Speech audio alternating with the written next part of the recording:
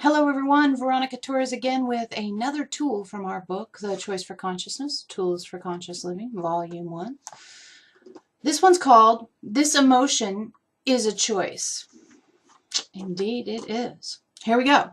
One of the best ways to practice this tool is when you're watching TV or a movie, one of those things that are very, very carefully designed to elicit a certain emotion in you.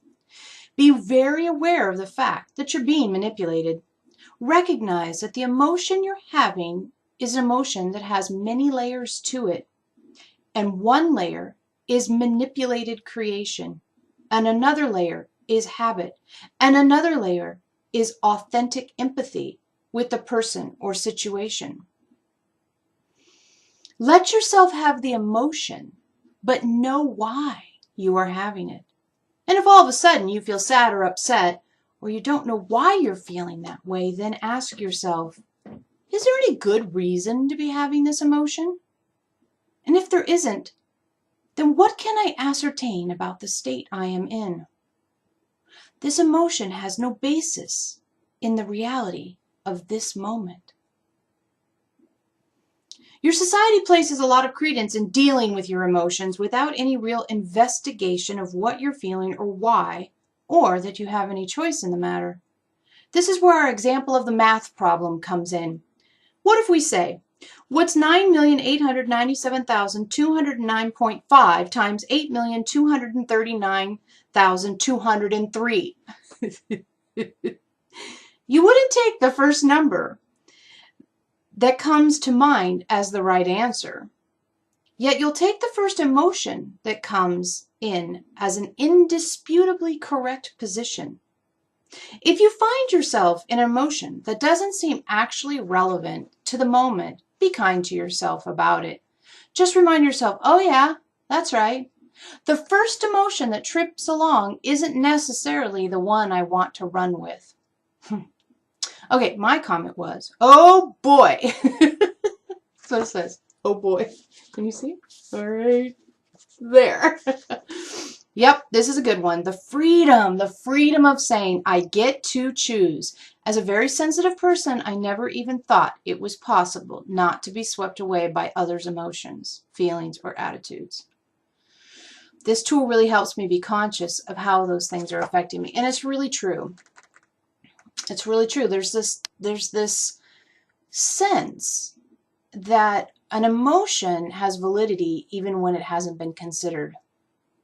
I think it's tied to the survival instinct. I think it's tied to the fact that we're so used to using emotion to keep us alive, to help us feel safe, that when an emotion comes along that asks for reaction, we just go with it because we're habituated, we're automated to do that.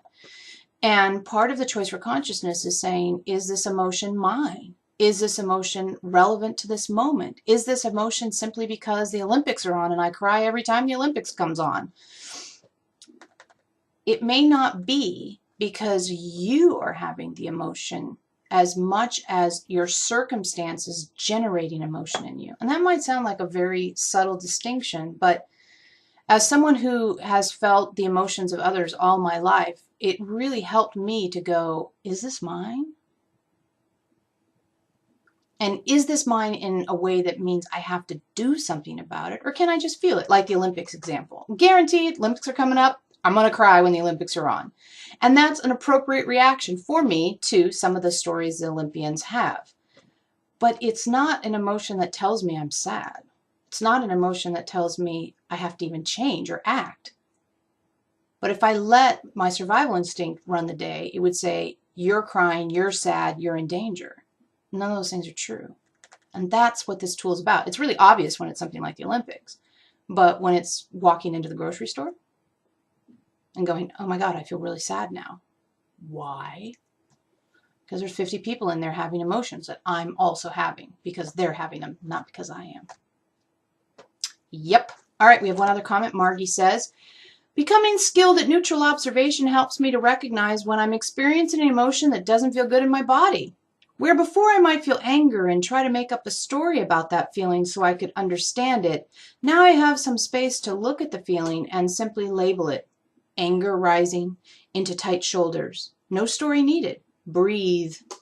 Thank the body for a signal. Choose to admit the feeling without judgment. Be curious together.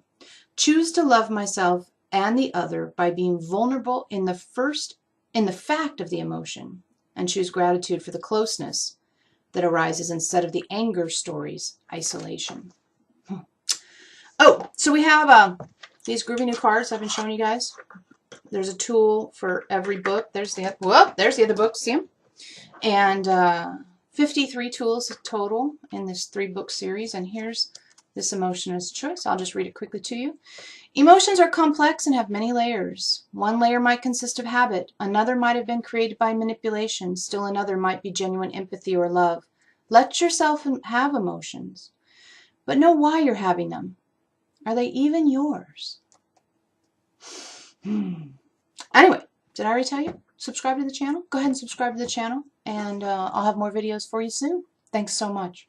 Until next time.